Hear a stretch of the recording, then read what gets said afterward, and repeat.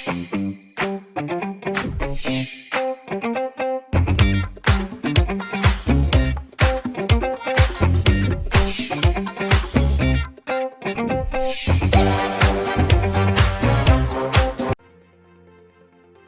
looming clouds cast a pall over the landscape.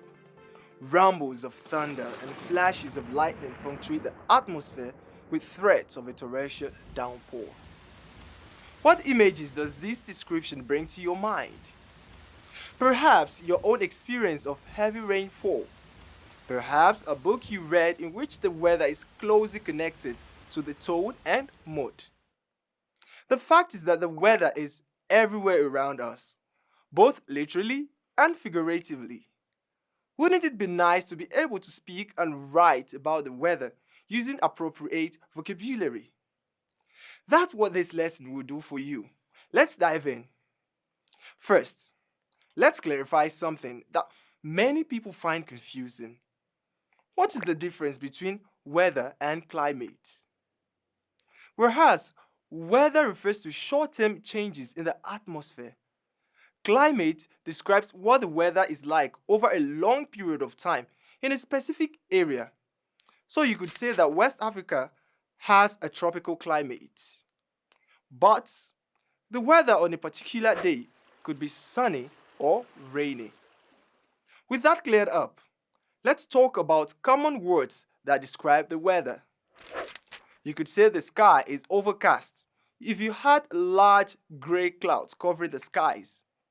This could be a sign that it is about to rain. Many times, the first sign of actual rain is the drizzle. This refers to light rain that falls in small drops. You could also describe the weather as foggy. This is a weather condition in which very small drops of water come together to form a thick cloud close to the land or sea, making it difficult to see. This is common during the Harmattan season.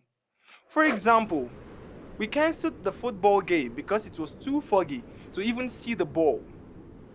You may have seen a weather forecast on TV sometime or got a notification on your mobile phone.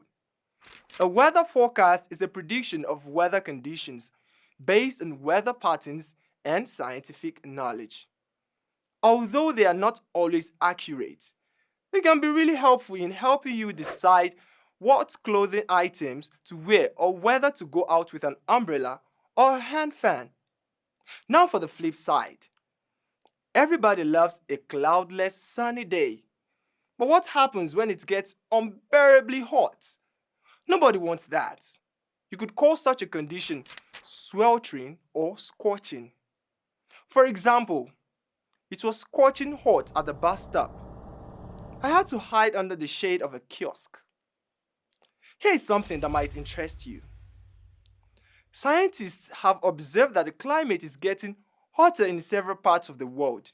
In fact, over the past 50 years, the average global temperature has increased at the fastest rate in recorded history. This condition is called global warming, and it is mostly caused by the accumulation of greenhouse gases in the atmosphere, which are gradually weakening the ozone layer. I encourage you to do more research on global warming and look up ways you can contribute to reducing its effects. Okay, here's one more grammar tip to know when talking about the weather. In English, most weather expressions begin with it's. For example, rather than saying rain is falling, you should say it is raining. In the same vein, you could also say it is foggy, it is sweltering hot, it is drizzling, it is sunny. Let's end our lesson here, but you can look forward to many more vocabulary lessons. I hope you will use these words and expressions next time you write or talk about the weather. See you!